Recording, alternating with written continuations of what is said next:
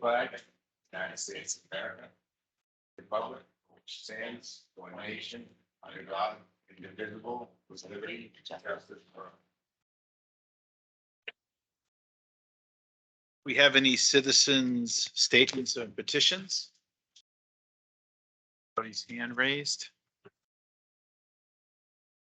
All right, let's go on to correspondence to the board from the Roger Elwood Post. This is dated April 20th to the Select Board. It says, Dear Select Board, the Roger Elwood Post, number 355, Department of Massachusetts, American Legion, would like you to sanction a parade permit for May 29th, 2023, so that we may hold the usual Memorial Day observance. Furthermore, we'd like to invite you to participate by marching with us on this very important day. I've enclosed a planned parade event sheet, including the abbreviated version in event of inclement weather. I'd appreciate a response at your earliest convenience, as the parade events need to be organized as early as possible, and thank you in advance for your kind attention to this matter. It's signed, yours truly, Susan Tatral, Commander of the Roger Elwood Post, American Legion. Do I have a motion? Move to approve a parade permit for the Roger Elwood Post 355 Memorial Day observance on Monday, May 29, 2023. Muster at 7:30 a.m. at the intersections of Gaskell Street and Providence Street. In case of inclement weather, the Memorial Day observance will be held at the Highway Department building. Second. Any discussion?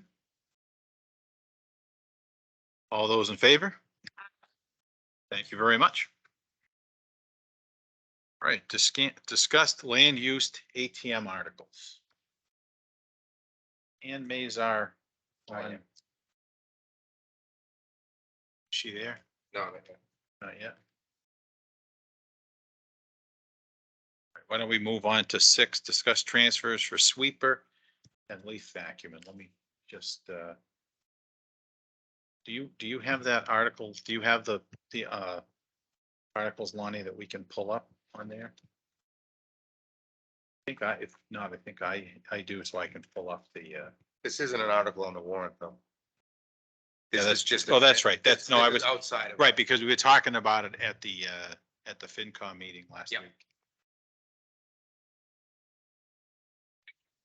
Just wanted to see if I have,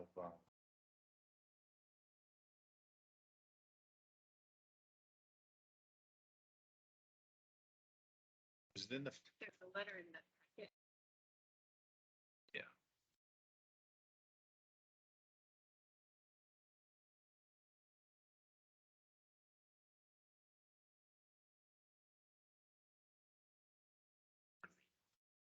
Six. Yeah. Yeah. Yeah, it's number 6, right. So just to read this quickly, it was sent from John Dudley, who's here. That says, I want to bring your attention, the need for repairs on 2 of our pieces of equipment at the highway department. The first is our street sweeper. We sweep all the roads amended in the springtime, and we started sweeping this year, and then our sweeper broke. CN Wood has been out and diagnosed the problem. The estimate to repair is $5,951. We'd like this fixed as soon as possible so that we do not fall behind on our maintenance of the town roads. Second piece of equipment is our leaf vac system.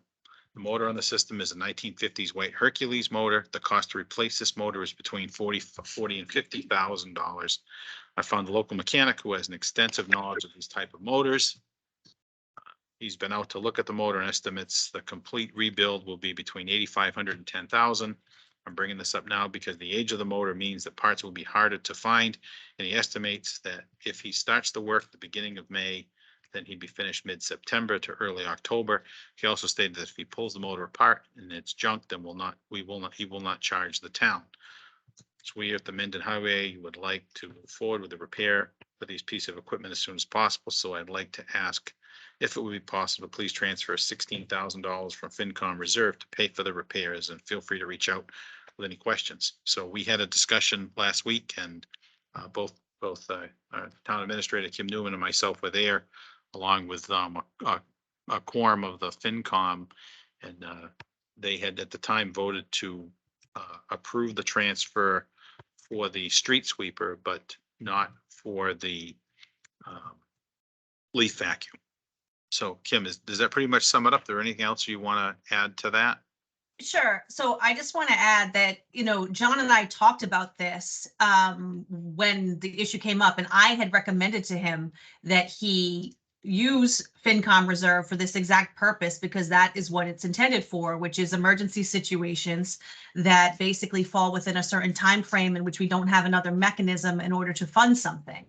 I was really surprised that there was any sort of discussion at the FinCom about potentially not funding from that source, but I didn't want to get into it at that meeting. But as FinCom reserve, there's $45,000 available in FinCom reserve that could be used for this. It requires a vote of both the select board and the FinCom. But there are potentially other sources within the budget that we could use right now to move forward with either of these pieces, if need be, if the select board felt that's the direction they wanted to go in. I certainly, we are close enough to the end of the fiscal year that we could consider year-end transfers if we needed to for one or other. And I think it's also important to point out that the only reason that there isn't sufficient funding in the budget now to handle these typical repairs is because that money was unfortunately spent incorrectly at the beginning of the year on this payment for the lease tractor sweeper thing that happened. And we knew that there was going to be potentially a deficit in those accounts, because you may recall that Alan had come to us and asked for us to do a transfer, but because he wasn't in deficit in those accounts at the time in November, we didn't do it because there wasn't a need at the time. So now here we are with the need in the correct accounts to spend them to, without the funding available based upon some mechanics, no pun intended, that occurred within that budget. And so I really think it's important that this get funded so that they could move forward. And I really disagree that it should wait. This was a discussion of FinCom, that it should wait until another person is at highway. I mean, that makes no sense to me. I think this is important to the town, both for liability reasons and just general progress reasons, and we have the correct type of funding source for it. So hopefully the select board, if the FinCom would prefer to use a different source and keep FinCom reserve for the next 2 months available, then the select board can direct me to find a different funding source and we can move forward. So, at the meeting, I believe, I jumped in right at the end because I was at the Board of Health meeting, is that, they did approve the Street sweeper. out of FinCom reserve. And then the rest of it was that I had suggested that they might want to reconvene tonight. Yeah. So they could hear more from John. They're all aware of it. Yeah. I believe there's some of them are on there, and they've posted for Friday night. Yeah. For a half hour before the ATM. So my thought was that we would have John explain about the leaf blower. We could vote on both of them, and then if we get the FinCom to approve the leaf blower, then we'll stick with Plan A. If not, then we'll find Plan B to pay for it out of elsewhere in the budget. Does that make sense? Sure. Yeah. Makes sense to me. Right. So why don't we talk, does anybody have any questions about the street sweeper? Can we just work right into the leaf vacuum? Yeah, so Johnny, why don't you tell us about the leaf vacuum? And So as I said in the email, it's a late 1950s model motor. It has been outfitted to fit one of our trucks with the whole impeller system, which we've redone in the past. So it's basically just the motor. I looked into 3 different options to replace this motor, and they're anywhere from $40,000 to $50,000 for a brand new motor. This gentleman that I talked to seems extremely confident that as long as this motor, he doesn't open it up and it's blown to pieces, he can fix it and it will last us for years. We use the leaf back system in the fall to basically we take care of all the roads that have curbs in them, so that the leaves don't collect against the curb. They will plug the drainage. And then when we plow all the leaves into people's yards if they're not sucked up. The biggest problem would be the drainage. We do use this to clean out all of our swales so that water can flow off the roads properly. And it's, in my opinion, it's a necessity. I mean, we're going to be in trouble if we don't have something this fall. well, and a couple of the members had questioned, they didn't know that Mendon even picked up the leaves. They do. And they do, right, because other members said, oh yeah, I know, it goes right by my house. As a matter of fact, I think one of them commented they wished he would stop and vacuum their front lawn. Well, we get that too. Sure, go ahead, Mike. Just a question though, when I see repair, I think, well, what about replace? And if I say get a new, quote, a new one, that's the 40 to 50K you're referring to, just for Basic. The quotes that I got were for a basic motor to replace this. There would probably be some add-ons to that, which would put the cost up a little more. And if we go with the gentleman that you spoke about fixing it, if he can't fix it, there's no risk here in your mind. When he came and looked at it, he started it up and he's like, shut it off. Sounds horrible. If I pull this thing apart and everything is destroyed in it and there's no rebuilding it, I won't charge the town. I pulled the motor apart. There's nothing he can do. If he can fix it, he said, worst case scenario, we're looking at 10 grand. He said, more likely you'll be between 6 and 8. But he said, at worst case, everything's gonna be replaced. You're looking at $10,000. Now, one other question that was raised was that if the rebuilt versus buying another one is, what if you rebuild it?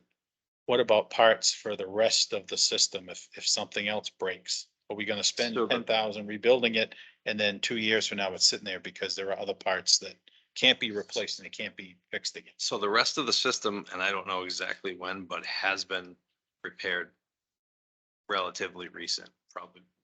I don't want to say a time on it, but I know that our previous mechanic did replace a lot of the parts on that system. So it's basically. So there are just- replacement parts available. Yes, and there are replacement parts available for this motor, but they're very specialized and he has a contact, I believe it's either in Connecticut or New York, that deals with these parts and these motors all the time.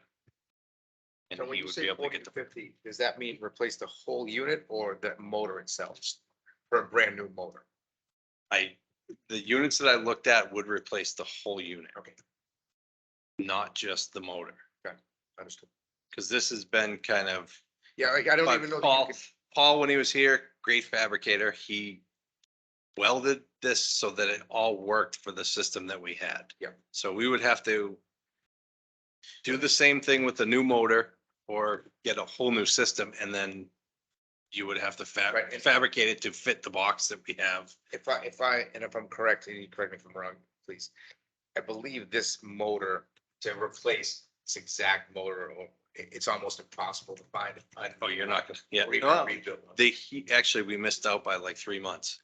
The guy out in New York had a rebuilt motor that he could have sent or sold to us, but he sold it Right, so before we got involved in this. just in, for instance, in racing, like we blew our race motor and it's 8 weeks out and that's on brand new pistons, or 8 weeks just for pistons alone. So I do know that there's this huge lag in motor parts right now, and generally a good motor guy is gonna listen to something and know that, hey, doesn't sound that, if the rods aren't hanging out the bottom of the oil pan, we're probably in good shape. There's some machine work to be done and then replacement of the parts and putting it back together.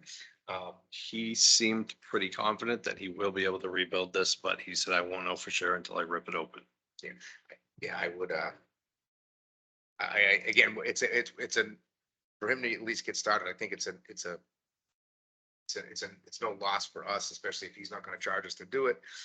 I hate to even say him to do any kind of labor without getting paid, but, and if it's good enough. It was a generous offer for him to Absolutely. make that statement, right? Absolutely. I think that, my opinion is this would be the good way to go. Again, a rebuilt motor is gonna last. quite some time. I'm sorry. Elena, you had Oh, so I just wanted to clarify, so for future repairs on this, it would be coming out of the highway budget. So the reason Yes. this is not coming out of the highway budget this year is because of what Kim mentioned. So ordinarily, we wouldn't be at this point where you'd be asking. for this. Would be coming out of the highway budget. Since we hired our new mechanic in November, we have done a lot of repairs to equipment down there that has been neglected for quite some time. And we've gone through a lot of money to get stuff back up and running the way it should be and safe to be on the road. And I think that's part of the problem we're in this situation now is we don't have the money because since November, it's been nonstop. Mike Krager, you have a question or a comment?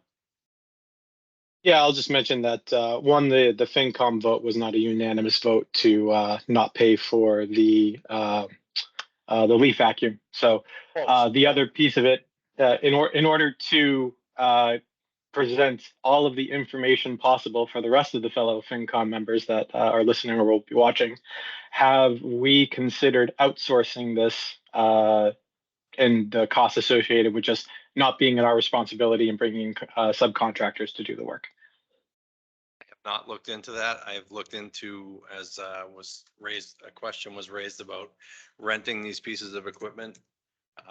It's gonna be very hard to find a leaf vacuum system that is gonna do what we do with the amount of leaves in these cul-de-sacs and in these roadways. It's not like a yard. This is like collection points. Your cul-de-sac, that's one of the worst spots for leaves. Lucky you. So, and renting the sweeper, I guess, is a non-issue, but I wasn't able to find anywhere that would rent something that we would be able to utilize properly. Yeah, no, I was asking more about, subcontracting out to others that may be able to provide the service. So we wouldn't need to own, maintain, or rent equipment to do the work. I'm not expressing an opinion that I support going that route, but I just want to know, for data's sake, do we have information and have we ever looked at outsourcing the service as a whole? So I have not. Kim? So a couple of things just about the outsourcing piece. No, we haven't actually looked at that. We did it.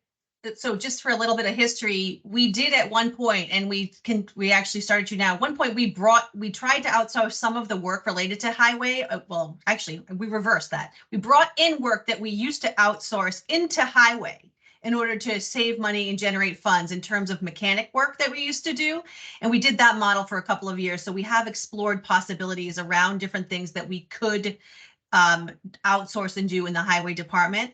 As part of our, Jonathan's doing an excellent job in the holding down the fort. In the meantime, I'm sure as part of our overall look at the public works department, potentially we'll look at all options related to everything, right? It's a great opportunity for us to put a new set of eyes on every single thing that we're doing there, right? That's what's kind of exciting about it. And the only other thing I want to add is I'm just already very impressed by the amount of information that was already given tonight in response to this specific request that's been put on this. This is not a shot at Alan in any particular way, but it's just great to have somebody come in that's prepared with information, who can answer questions and say, well, if you just don't do it, then it's going to be a problem. I'm very happy to hear somebody prepared to do the job and show up with facts. In case I don't get the chance to say that again. Thank you. Okay, I'm just, go ahead, Mike. Yeah, I just think that, I'm actually in favor of transfer to fix what exists, but I think eyes wide open, we should consider this a bridge solution. Because this is probably 2, maybe 3 years, but we're thinking about multi-year planning and capital planning. This is things we should capture. So I've started in my head. Yep. We're working with a lot of outdated equipment out there. And I've started to kind of put together a list and a priority list as to what we should be looking at to replace next. There are a lot of things that we're going to keep throwing money at it. Yeah, Keep it on the road. but I think the idea of regionalizing, outsourcing, all these options, these are all great ideas we need to explore and have explored in the past, as Kim mentioned. But I just think, we probably have a short window to make sure that we're providing services to the town they expect this coming fall. So I'm in favor of this, but from my standpoint, I look, this is purely a bridge solution, and we need to put this, build this into our broader look ahead for the next 3 to 5 years. Actually, and while this is a little off topic, but not really. I know the firm that's doing the study for Public Works like Highway has reached out. I actually have an interview scheduled tomorrow, but I know they want to talk to all of us. So if you haven't, please reach out to them. And those are the kind of questions they're going to have, So that's great. Mike Krager, you have another comment or? Yeah, just to build on Mike's comment there, I guess what is the opinion of where the leaf vac would fall in terms of priority for replacement compared to other items after it had been fixed, right? So this is that question of, would we only be looking to replace it? You know, does that move it way down the list in terms of thoughts around needing to replace compared to the rest of the equipment the highway department may require in the future? So Mike, I will say that's tough to say because I'm still kind of going through the equipment we have down there. It being repaired will move it down the list. I just don't know how far until I have a better idea as to the other equipment down there and what needs to be replaced ahead of that. You would probably agree that right now, since it doesn't work and you need it to vacuum the leaves, that it's gotta be at the top of the list right now, right? Yeah. The sweeper and this, the leaf vac system are their priority. And I know I'm not the only one that's sweating it about it down there. The other guys are, what are we gonna do this fall? We can't take care of leaves. Just hand them rakes, right? Yeah, that'll work. You better send a You're not lot gonna of. have- I would- Yeah, exactly. Kim, you had a. Yeah, this is a That was perfect levity, by the segue. way. Just- It's a perfect segue to come all the way back, which is in the FinCom will remember I think two budget years ago now. We created sort of a capital replacement equipment line in the highway department budget that was based upon their amount of equipment that they had that we valued at like $1.5 million divided by a number of years. And that's how we came up with this amount of money so that we put aside and created this line that's been in the budget. It wasn't utilized last year for whatever reason.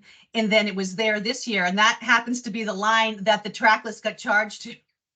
So there is definitely funding and a thought of a plan for replacement of this stuff with the funding available already. It just needs now the plan and the execution of that plan. So when you guys are ready to start taking those steps, it's there. All right, so at this point, I guess unless there's more questions or discussion, I'd be looking for a motion to transfer the 16,000 to do these repairs.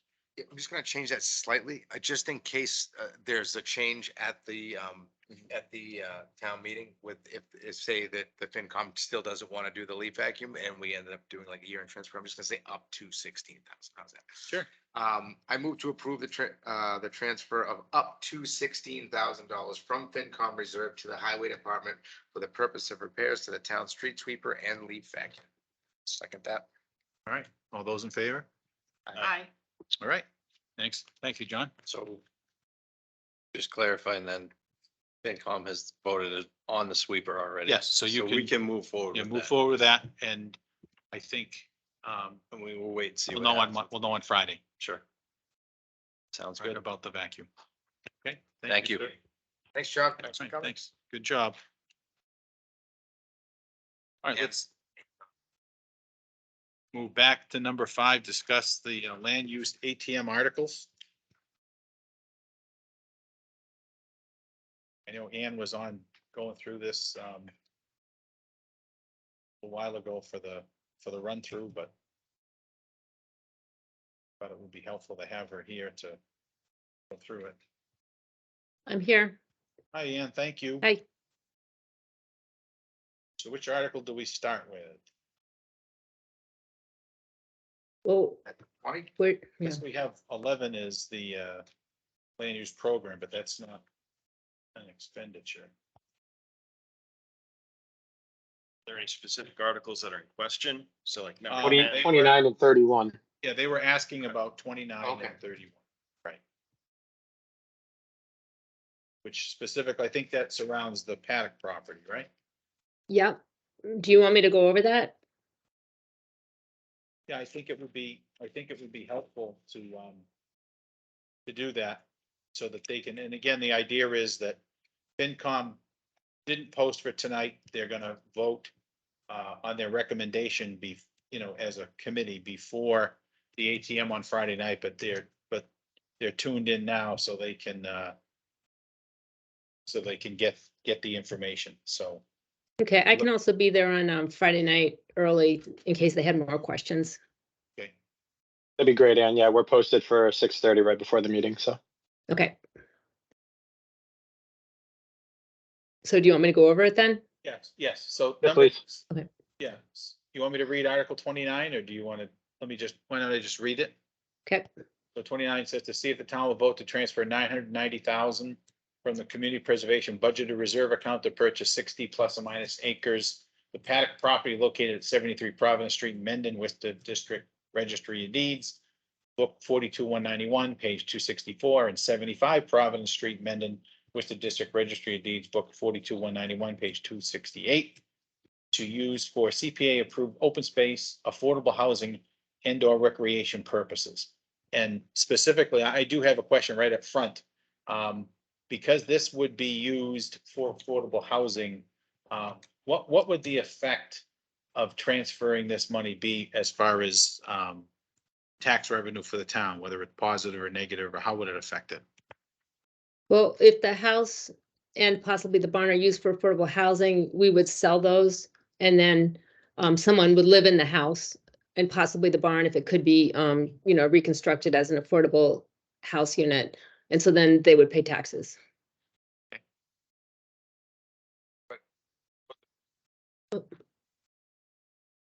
Purchase of the property would initially take it off, and if it was never sold again for housing, then it would, yes. I believe, right, Ann? I didn't hear the question. No question, just a statement that by purchasing this, to answer that question that Mike had asked, just a little bit further, by the town purchasing this property, it will come off our taxable income. The open space portion and recreation portion would, but the house and the barn would still be on the tax rolls. It wouldn't. Once it was- Who's but if the gonna pay the town- taxes? Right, if the town continued to own it, it wouldn't, but. Oh, right, Right. Right. But that's not the plan. Mhm. So, should I explain or? Yes, Okay, so this is a property that we've looked at, had our eyes on for a while, but you never know when a property is going to come up for sale, and it came up for sale like in the last 3 months. And so, we've been working fast and having to do it in executive session because we weren't sure if they were going to be willing to sell it to the town. And so that's why it seems like it's last minute, but it's a property we've looked at. And one of the reasons is, do you want me to show you maps and things like that?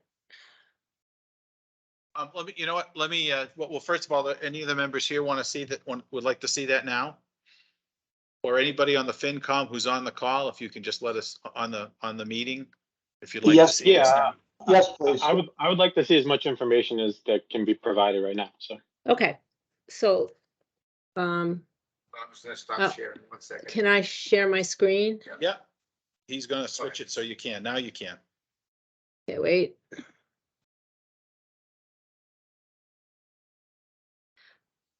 Oh, share, okay, sorry. Okay, can you see my screen? Yes, Do you see a map? yes. Okay, so, the property we're talking about is on Providence Road. Can you see my cursor? Yes. Yeah, so this is Providence Street, and the property is right here and here. The town owns 8 Morrison Drive right here, and there's a shell of a building on this property. And this property here was donated to the town, the 24 acres as open space. And so the reason this property is really ideal is that it abuts town property, town open space, and it's also surrounded by other open space. This piece right here, that's 30 acres, has a conservation restriction on it. It's privately owned.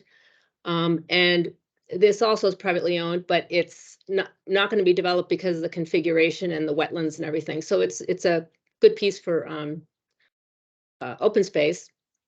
And there's one portion of it that's actually in proximity to 8 Morrison, where a sports field could possibly be put in. And I can show you a picture of that. And then up on the road are the house and the barn. And I'll show you a picture of the house. That's what the house looks like. It's like a 1960s. It's a sweet house. It would need some improvements. I'm sure the septic would need to be upgraded and whatnot, but it would make a great affordable house. And then this is a barn, which is interesting because it's actually over 100 years old, and it's in a really prominent location. It's got like walls around it. And so if the town purchased it, we would like to do some kind of restoration on the facade of it, because it really is in a location where people would see it as an agrarian landmark for Mendon. And this is the parcel that could be a sports field. And then this is just another piece. There's a couple of cart paths that go through it. So it'd be very nice for passive recreation. Maybe, why don't I answer questions that people have? Maybe.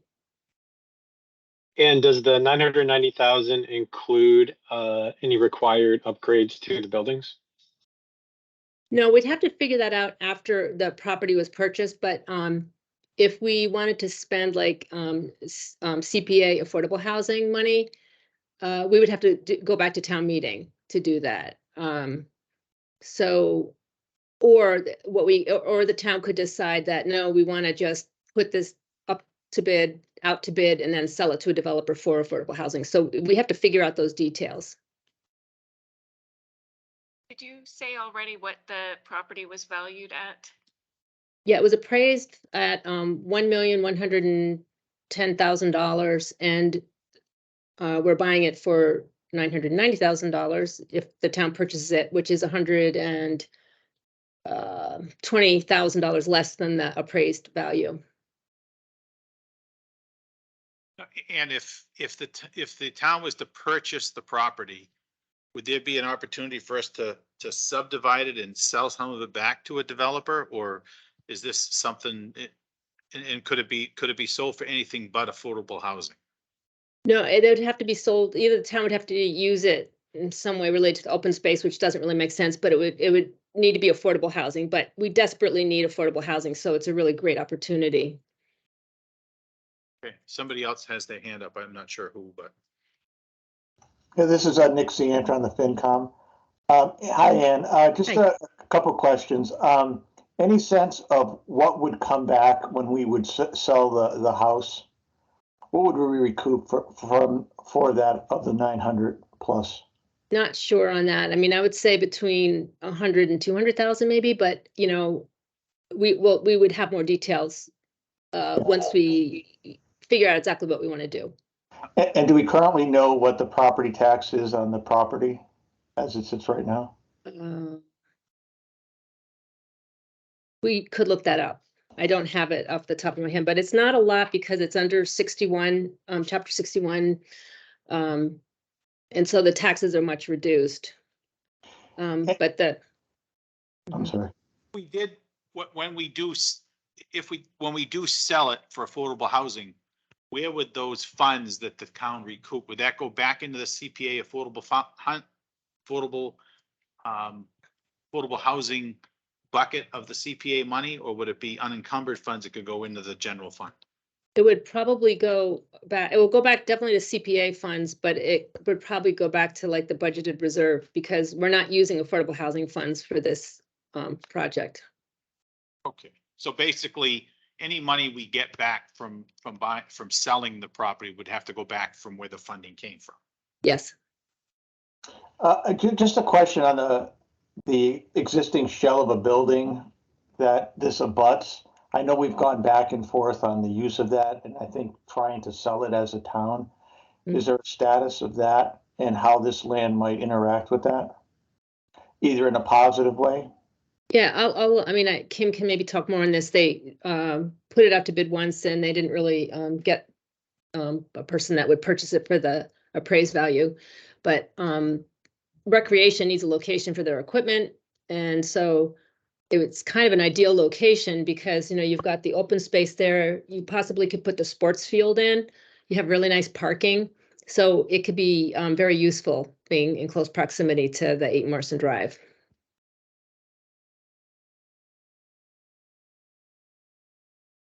If you have some comments? Sure. So yeah, it's a good location. Unfortunately, I think the grade or the slope over there in location to that building, are going to make it a little bit difficult considering that there's no parking over there either. I mean, I think it's challenging.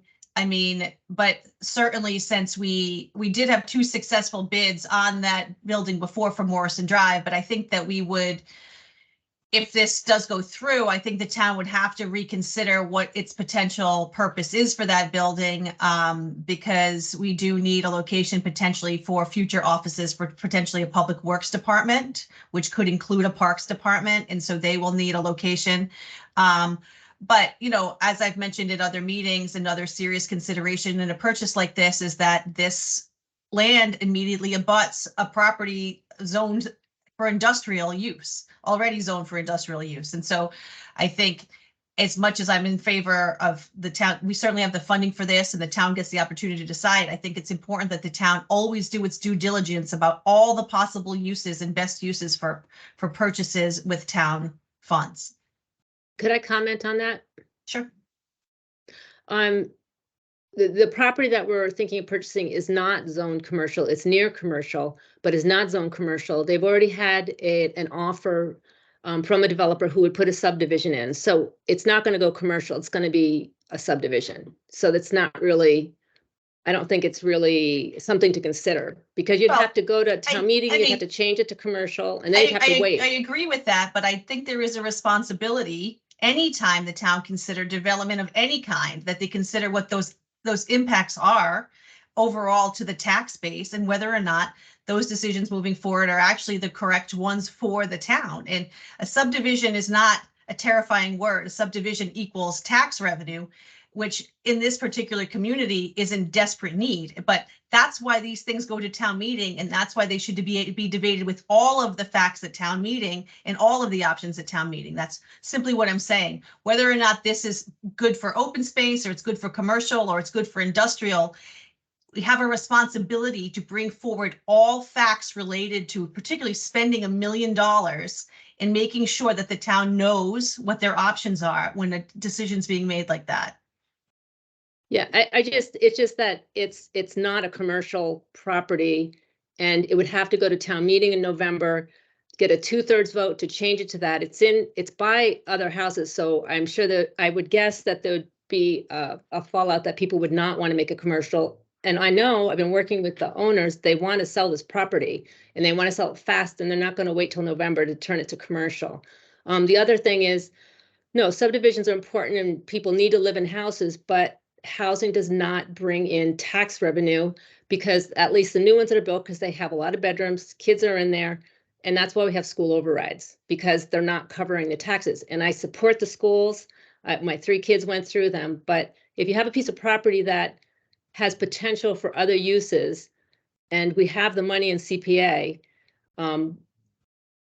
it's positive to purchase it, conserve it, versus having a subdivision in. I see. I wish I could agree with that statement, but it's very flawed. But it's going to be because you are in favor of this project. This town is 88% residentially taxed. The revenue from this town is absolutely coming in from developments of houses in this community. It does not have to be commercial to generate revenue.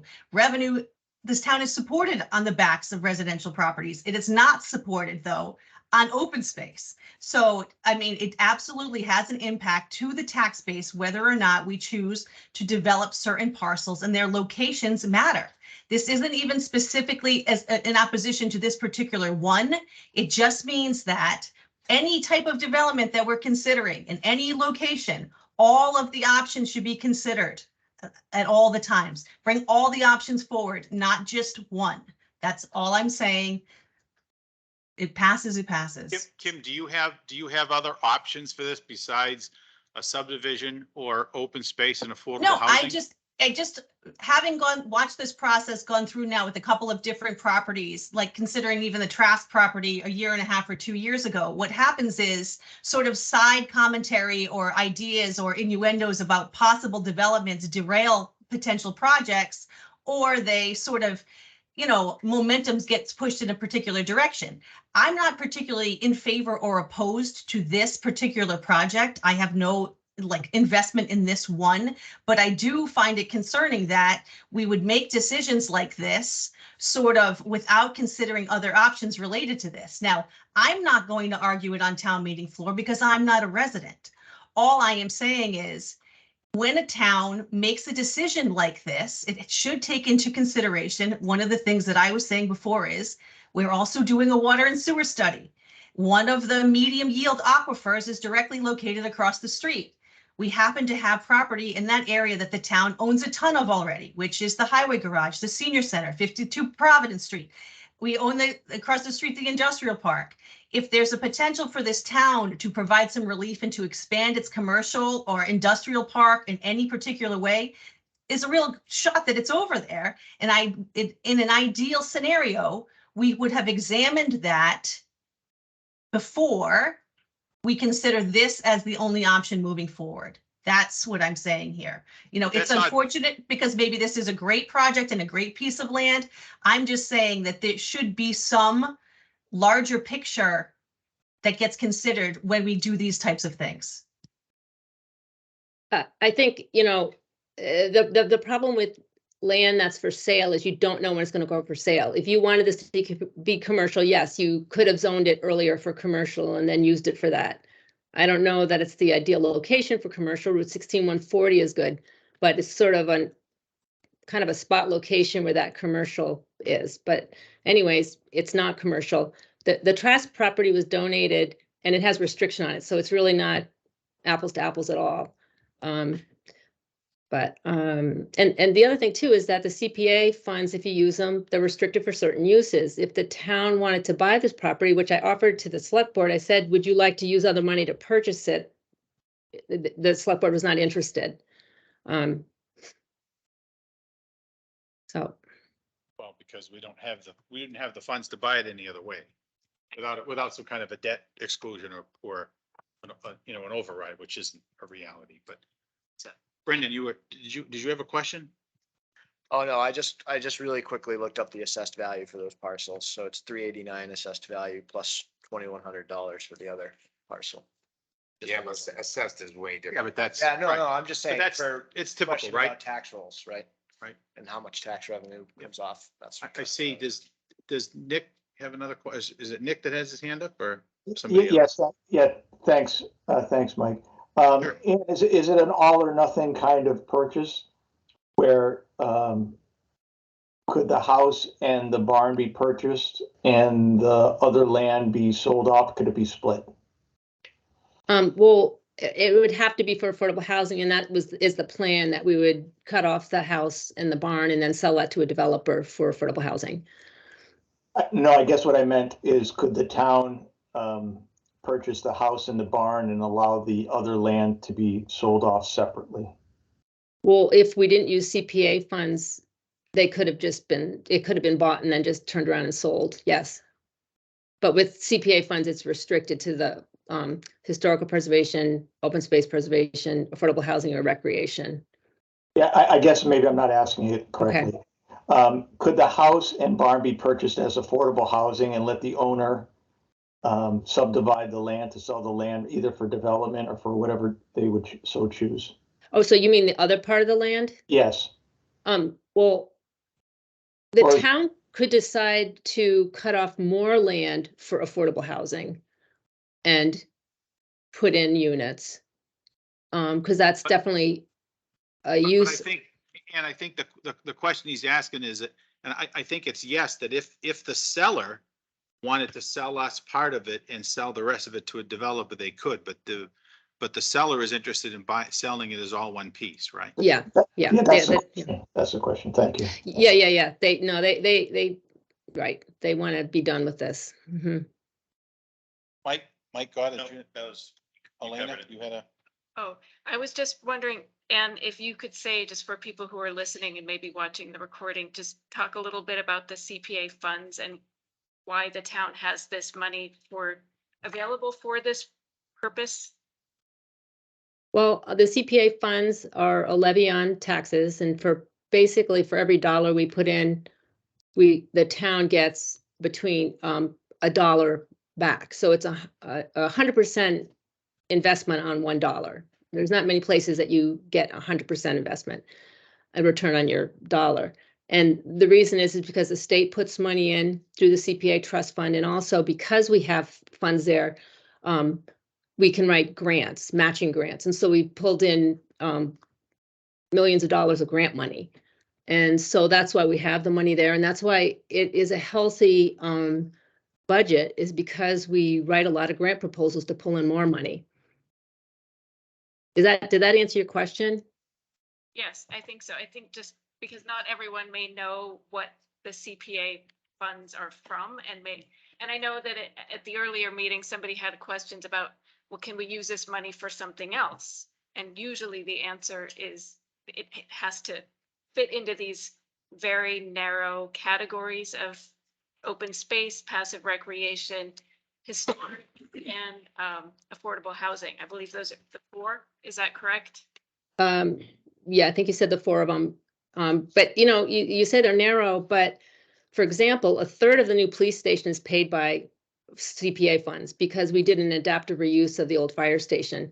Much of the restoration of the town hall a lot of it has been CPA funds because it's historical restoration. Same thing with Taft Library. So, there's a lot of ways you can use the money and it helps the town financially in many ways. Also, open space doesn't cost the town anything. There's no town services that you have to spend on it. So even if you're not getting taxes, you're not losing taxes. And actually there was a study that was done in Upton and on residential housing, and it's flat. You don't pull in money to cover the cost of the schools. I mean, that's why we have overrides. We need more commercial, yes. But residential housing isn't a moneymaker. Okay, So Lonnie, Yeah, step down. I'm- You have some questions. I'm going to step down as a member of the board for a couple of questions.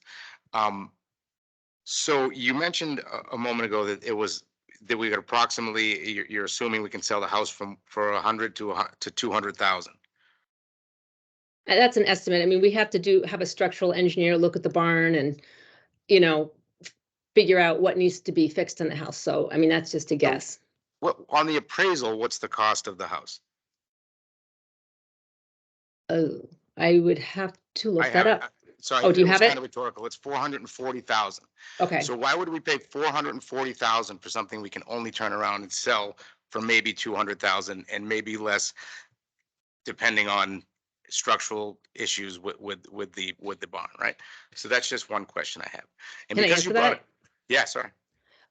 Because Mendon needs affordable housing desperately for all ages. And the reason you have that in the CPA funds is because those categories get pushed aside and people are like, we can't spend money on that. We can't spend money on affordable housing. And so this would give possibly 2 really nice units of affordable housing for people.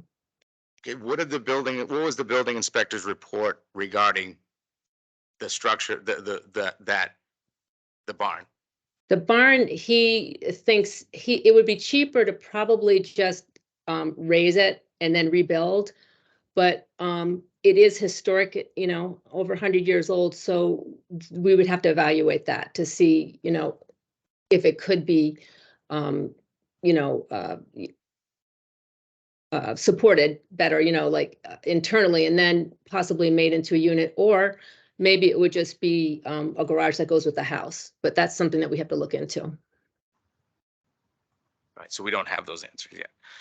So thirdly, you just mentioned that the owners had a developer that had made an offer on the Mhm. house, right? Do you know the details of that offer? Yep. Okay, do you want to go over them and what the town was going to end up with at the end? I don't really think it's my place to go over them because that's between the owners and the developer, so they Okay. should be asked. But Sure, was, I can, but- I can speak to it. That it was a very small subdivision based upon, you can only do a small subdivision based upon the current rules and with the way that lot's laid out. And the rest of the land will be donated to the town, the backland, to accomplish all of what we're trying to cover here with a parking area as the new bylaws require. So it would cost the town nothing to get 90% of what we're gonna pay. I don't know the $1 million. Yeah, I I don't do. know, I don't know the details of what the subdivision would have been, but, Okay, I mean, I can speak Yeah. to it if you. Would it be, I do have a question. Would it be affordable housing or some of it be affordable housing? So no, in this case, it's generally not affordable housing. Well, our gain here is, so, but again, we're looking at buying a house at 440,000 to maybe get one affordable house out of it at a $200,000 loss, maybe, so, or more. So again, and maybe I'm just looking at from an odd angle. However, what I'm saying is we're adding 8 houses because you can only, and you can make your road as long as you want with 8 houses, but you do the smaller road with slightly smaller lot sizes, which, and you just sent an email out the other day that this has been working great for the community to get this type of land back. And then the land, you give the back land back to the town with a roadway up to a parking area. A good example is the one off of Daniels Road that was just approved, right? This is what I'm getting at. Yes, open space subdivisions are excellent. I agree 100%. But it's not, the owners didn't want to go forward with the developer. So it was an The owners opportunity for didn't the want to go town. with the developer because you came in with a price of $1 million based off an appraisal that, in my opinion, and I'm in this business, is highly inflated. This price is highly, the comps that were used are nowhere near what this property is. And again, the town is going to get this land at no charge. I guess that's all I Possibly. have. Possibly. 100%. Well, again, if any developer that buys that piece can only do what I've just slated, and to maximize the land and the use of it, that's what you would do as the open space development, just like everybody else has been doing. And that's all the questions I have. Anybody else have any questions or the board have any comments? Mike Goddard? Yeah, no, I mean, it's interesting. I think I hesitate with something like this when, that this is not intended to be a money-making venture. So I appreciate the information Lonnie provided. Right. It's fair, but I wouldn't expect an affordable housing unit to equal the cost of purchasing an existing house for adaptive reuse. So I think all the information was great. It's interesting, and first time I've heard it. But I think, this is one of those things where I think everybody is right. So I think what Kim said, in a perfect world, could we evaluate every possible use and come up with the best situation? Yes. Does timing allow us to do that? No. Is Ann right in terms of the benefits of what she's espousing? Yes. Is Lonnie right in terms of I don't know about the estimate, Lonnie, but like the 440 versus 200, clearly that's math. Yeah, that's there. Apparently we're going to get land back. I'm not sure that I will take Lonnie at his word that he's aware of what the thing is. But okay, these are all true. So it really comes down to the floor and what the town wants to do. Right. So it's a And again, it's interesting dilemma where everyone can be right. And that's why this form of government is so much fun. And I think it's important. I think it's also important to point out that it's Community Preservation Act money that is being used. So it's something that and it was given to us specifically for one of the purposes to be affordable housing. But I see our council has her hand up. Karis? Yeah, thank you, Mr. Chair. I just want a couple of notes here. First of all, any disposition of any portion of the property is going to have to be through the RFP 30B process. So there's no way to know where you land on that. And any, any assessment is fairly speculative. And I'm not in any way trying to undercut what Ann says. I just want you to understand my perspective from doing a bunch of these with communities. The other thing is, I think what you're seeing is, and I know I came into this late, sort of from my perspective, a lack of a top-down process here. This is there's a lot more questions that I would have liked to have asked and thought about and dealt with, at a staff level in the town, and then rising to the executive and working with community preservation for this to all to sort through all of these issues in advance, so that you have all of these answers. You've looked at all this stuff well in advance of town meeting, and before you get into the question of expending, $1 million of town money. and thinking of all of the different options that you might have with this property, some of the things that Kim's raised. And again, I know I'm coming in at the end, but I feel like there's some process that could have improved this, and I just wanted to make a note about that going forward. I think to do part of the issue is, time is of the essence. That's part of the challenge, is between the time of when it came up for sale and when the party wanted. We have the first right of refusal, but I think there's what is it, a 90-day window or 180-day window? Correct. That we have Mhm. from. Right, it's 61A property, so you have a 90-day right of first refusal Right. anyway, so they can't sell it until you exercise that right. Right. And they have to go through some process to get to, Right, to that. In But any 90 event. days, but 90 days goes fast, right? It certainly can. I think the other thing is that to be able to be nimble and act on these things, and I don't know where Mendon stands, but I think you have a land use report that's being accepted at town meeting, and so you should be thinking about these things anyway. Where is their land? What are our needs? How do we put all this together? And again, those aren't legal questions, except that they sort of fall into the legal work that could be done in advance here. So just some points. It's all great points. Ann? Thank you, Karis. Yeah, it's hard. We do have an open space and recreation plan, which we're updating, which talks about some of those issues that you just talked about. But it's hard with land because you don't know when people are going to sell it or when people are going to die, and then their land's going to be for sale. And this happened fast. And so we did, as much due diligence as we could.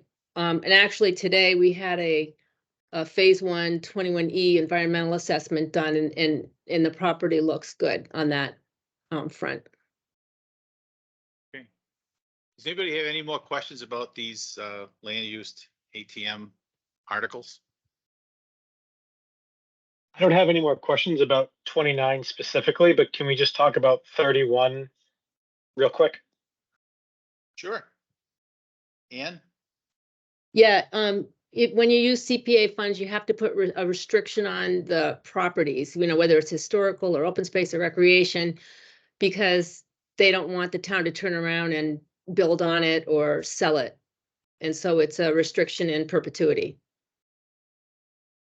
Okay, that that doesn't automatically come with the fact that we purchased it using the specific CPA funds. Well, because we use CPA funds, we have to put the restriction on it. Okay, it just seems that's fine. I understand that. It just seems weird that we have to vote on something that is required for us to do based off the fact we approved to use those specific funds. So it's just an operational thing that I don't totally understand, but. Well, the conservation restriction or the restriction, it can't be held by the town. It has to be held by another party. And so in this case, it would be like a land trust. And so they have to put together the conservation restriction. They have to file it. They have to do a baseline survey. And then they have to get money so that in perpetuity, this property is watched to make sure that it's not used in a way that it shouldn't be, such as, if it was bought by the town, building on it or doing other things like that. And so part of that money in a land trust goes to like a legal fund in case they had to, use a land suit. And it's in perpetuity that they would be watching the property. Okay. And the increase from 10 to 22,000 to do this? Just getting more details, at the time, getting an estimate from the land trust, it was just more accurate, and that's what it costs, so. And that also comes from CPA funds? Yeah. Mm-hmm. Attorney North, you had a comment or a question? Yeah, just that transferring the land is not these days sufficient to make sure that it's protected under Article 97. But once it is protected, it is locked in. And so Anne will have to make sure that if you're going to do a piece for affordable housing, that's going to have to be dealt with separately. Mm-hmm. So, you're going to, again, have to sort of think through that process. Mhm. The sports fields. Can that be done on the conservation restriction? Yeah, it would be in the conservation restriction, but then that area would be, a sports field could be put in at some point in time, so that would be allowed. The conservation restriction should specify what uses are allowed. And so sports fields, recreational could potentially be allowed. Kim? I just had a question about the land use plan because I hadn't even thought about that piece. So are you identifying parcels or areas that ideally that you would like to see open space in? And was this area part of that plan? Well, we're redoing the plan. It's like in the last phases, and yes, there is a map that targets areas that we want to watch, and if it comes up for sale, preserve it. So I'm confused about the process. So the town was offered the right of first refusal and It hasn't No. been yet. No, a developer offered to buy it, and the owners did not want to sell it. And so then the town worked with them, and they were willing to work with the town, and so they went forward with the town. If the town doesn't vote to buy the property, then a developer will probably make an offer, and then the still town get has the 90 right of first days. refusal, right? And then, Okay. and there's no town meeting, so, yeah. Okay, so I'm sorry, that's what I was confused on, which is, so the seller has already said that they didn't want to develop it. So they're actually, what is the impotence then for doing this right now? Is it town Ideally- meeting? Oh, it's Ideally, town meeting, they, okay. I'm ideally, just they trying to don't want to understand develop that. timing. Like, They want to sell it fast. They would like to get some money. Ideally, they would not like to develop it because their father was really an outdoor enthusiast and whatnot, so they would rather not. okay, The reason that we didn't wait for the right of first refusal is that by the time the 90 days was up, there wouldn't be a town meeting and we couldn't do anything. Because November's the next town meeting, so that's why we had to bring it to the annual town meeting. okay, but that also is the reason then why we didn't get to do due diligence in any other way, potentially for the town, right? Well, we did do some due diligence. We had, the building inspector look at the buildings. We've done the phase 1 environmental assessment. There's no red flags on the property in terms of, yeah. All right, thanks. All right. There's no other questions. We're gonna move on to Article 7, or I'm sorry, Item 7, the part-time health inspector position. Thank you, Ann. Yep, bye-bye.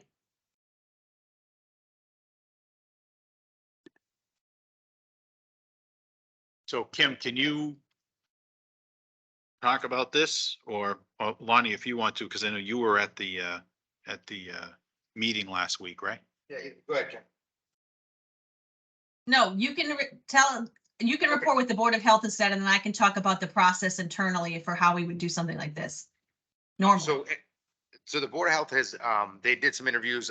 They originally, the health inspector position was an outsourced position that was contracted.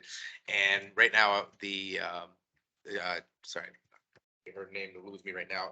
But they believe it's Danielle has been and is part of that regional. Danielle Eldman's the one from Uxbridge. Correct. Her that was Has been doing. helping out in the health inspector position. However, it was temporary deal. And they're looking to create a part-time position up to 15 hours a week that can now be the health inspector. And then I think, the goal is down the road, maybe, build upon that position internally. So they had already interviewed some folks regarding that, and they do have a person that they'd like to hire. But there is no health agent position because it was subcontracted out. And then the funds are also in the subcontracted line items. So there would be some money moving around, as well as we need to create the position. Brendan? Yeah, the question that I had is, so the contractor position, is it really that it's expiring, or is it that there's some need being met that isn't, or there's some need that's not being met with the current model? So the original person was, his name was Lenny Izzo, had been Mhm. working for the town. He did multiple jobs and at the point it wasn't an employed position. It was more, Per it was a inspection? per inspection type of deal. I guess the need is more now. We were much smaller back then.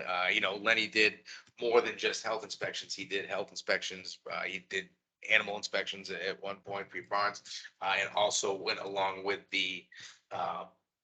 he was doing the Title V inspections as well as, sorry, not Title V, but bottom inspections, the septic inspection. So that has all now changed. Things have gotten bigger and they feel that there's a need for the health agent to now come in as employee, as well as, again, the long-term goal there was to expand upon that position, either in building or conservation, wherever the need may be, that person can then become, and Kim, maybe you could speak more to this because this was all on your plate, that you would then be making that position bigger down the road to fill in gaps in the other building departments as well. And the candidate that they actually cut is a super candidate that came from Blackstone that was doing Board of Health building and one other piece, a part of planning within, so that has this vast wealth of knowledge and is a good fit for the position. So, Okay. multifaceted. Stop speaking, right? All right. Yeah. So what I want to say is, we don't create positions for people, right? We create positions based upon need for the organization, and that's how we determine what we do here, right?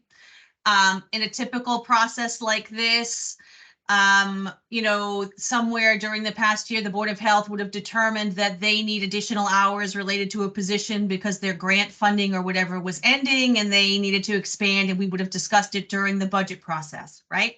That's a normal process. They would have brought that to the board. We would have included it in the budget. It would pass next week. Great.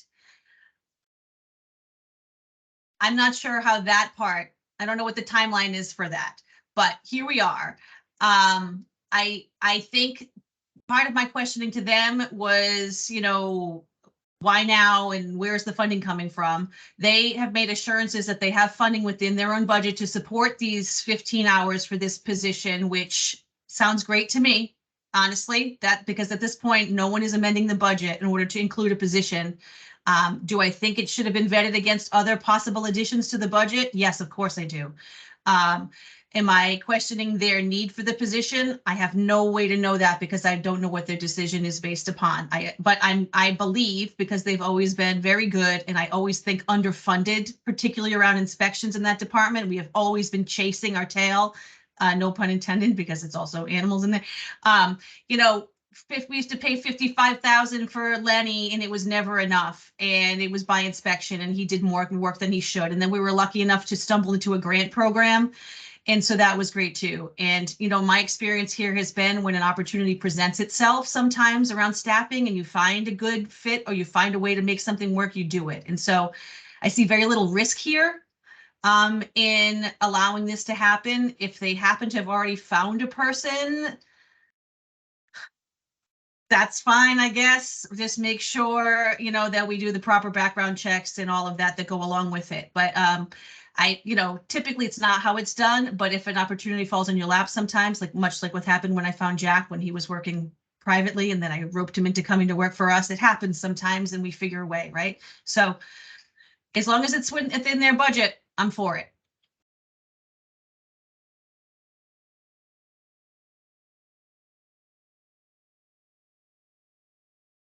Any other comments? That I'd be clarifies looking- it a little bit for me. What's that, Brennan? I'm I sorry. said that clarifies it a little bit for me. I just Right. wanted to understand the motivation a little bit Right. more. I move to create a health agent part-time position of 15 hours per week up to a week at a rate of $37 per hour and authorize a new, I'm not gonna do No, that. part. right. It's just, That's it. I ended Yeah. it per hour. right. Do I have a second? Second. All right. Any other discussion? All those in favor? Aye. All right. So we're gonna pass over the lake task force item because, we had actually, some of the boards and committees involved in the task force have begun to designate. I think we've already had, I think it was the Concom said Bob Sweet would be the designee. The other ones are still working on it, but we did have the lake committee. And what is this specific term? It's Nipmuc Lake Lake Nipmuc Lake Association. Nipmuc LNA. Association, right? That always, paid a great deal of money for the weed control and has done a lot of things kind of as a private, I think, nonprofit organization. Had designated somebody and they wanted to come meet us, but they weren't available for tonight. So we had put it on, but we're gonna push it off to the next meeting simply because they weren't available. So, do we have anything under old business? I got a question. We put old business on the agenda. Do we need to itemize the items we want to speak about that's old business, or can we bring up anything that we've talked about in the past from an agenda standpoint? I don't know the legalities of it. I mean, but I know like when the Board of Health always has their items itemized. Right. I mean, where this is kind of new to us. Yeah, I think we could do it that way, but it isn't. So if there's something, an item of old business that you want to bring up. Yeah, just, it came up, it reminded me AEDs. We had Chief Kessler did the survey, and I think the device in town hall was faulty. Yes. And we talked openly about, well, we'll just get another one. Well, what he'd actually had said was that he had one. And I just want, That he would- excuse me, make sure it's been Yes. put in town hall. Has it been He replaced? I haven't physically gone and checked, but he did tell me at the last meeting he was going to take one that he had and put it into town hall, so we can check that. All right, and then the second thing was there's some discussion of possibly training. And that was actually came from a citizen as well. Could there be training? Well, actually, it's interesting, the new deputy chief. Yep. Can do that training.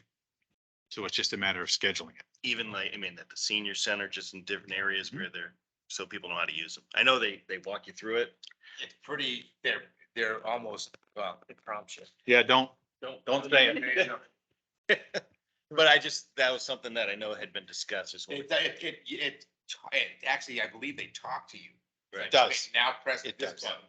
So we can kind of keep training out there as a future opportunity that we can Yes. close on at a later date. And I'm sure that, I'm sure that there's probably documentation that we could even list on the website, send out to the community as these are how AEDs, the one the town has work. Right, and as a matter of fact, I'm pretty sure that the current Citizens Police Academy, I don't want to make a shout out to that, to the police department, and it seems like those who are going through it really are enjoying it.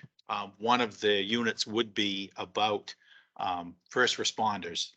And, I'm sure that that's going to be part of their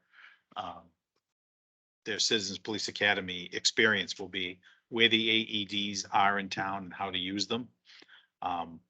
But I'm certain that the deputy chief could go to the senior center and, train Yeah, just, I mean, I think anyone who wanted to. Now, what I'm not sure about is the need to actually replace that AED, because the one that he was taking was from, I think it was in either his rescue vehicle or, so I know we were looking to see near the end of the day if we had funds to replace that one, because it had. right. I outlived mean, its useful that's, life. the funding probably is to next year now. Yeah, Maybe well, it could be, no, depending on where we're at. Right, We right. may But I have it. guess maybe there's a follow-up with Chief Kessler to say, is it replaced and do we now need to get a new one for Right. wherever you took it from? Yep. Is there do we shoot him an email on that? Well, we'll Just- send it to the Just a deputy chief. reminder, Chief Kessler is on leave. Right. It would be And the, so- it would be the, right, it would be the deputy chief, Right. but to the Yes. fire department, yes. All right. Any other old business? Yeah, just who's taking that action item to contact the fire? I will send an email to the deputy chief. Bangma. And follow up with him. And you could have said, since you brought it up, Mike, you do it. Yeah, I- Well within your purview. I could have. All right. If there's nothing else at this point, we're gonna make a motion to move into executive session.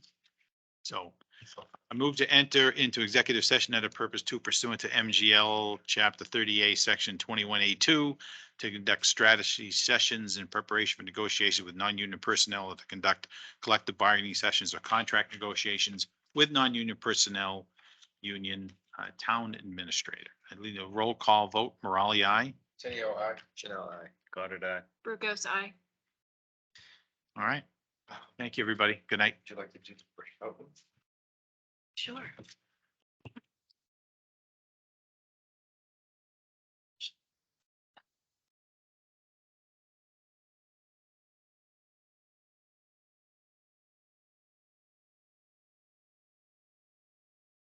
Now I create.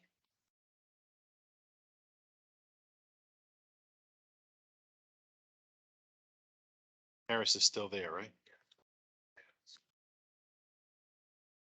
Yeah, the question is, we're reconvening back in open session, correct? We. Sure, yes, We will We have at one least more. adjourn. yes, to adjourn, to at least adjourn. Yes, we are. Well, If, yeah, if, right. Oh, never mind, sorry.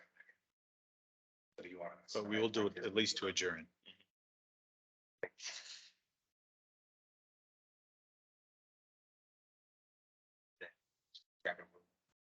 Is it on a side to the right? Oh, sorry. There we go. And then a side? Okay. Yeah. Is, Sorry, are we staying on this line or going to a different? We're picking you up 1 second, we- Harris. Attorney, we're going to return to open session, possibly for another item or only to adjourn, right? Our agenda says to return to discuss, item 12 was to discuss town administrator position and then to adjourn. I just want to make sure that that everybody's aware of that. And I had a note from from town administrator to ask you. Okay, I just wanted to make sure that everybody was out of the room before we started talking. Executive session. We're moving over. Hold on, we're still in open session right now. Okay, thank you. So. Just click open.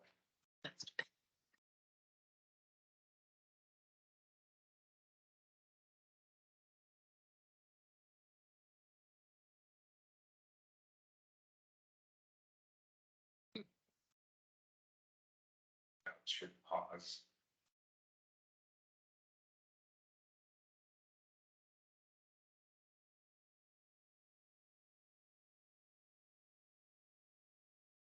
Join the room.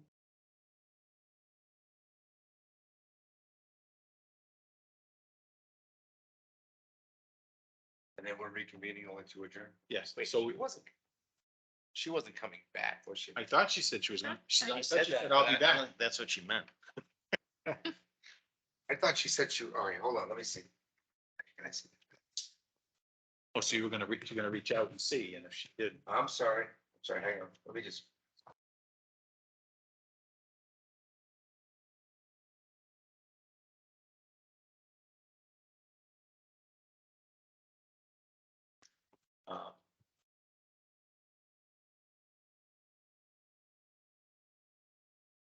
Motion to adjourn? We have a motion to adjourn? Second? Second. All those in favor? All right, All right, we're good out. night, everybody. Good night. Oh, she just said, she says she's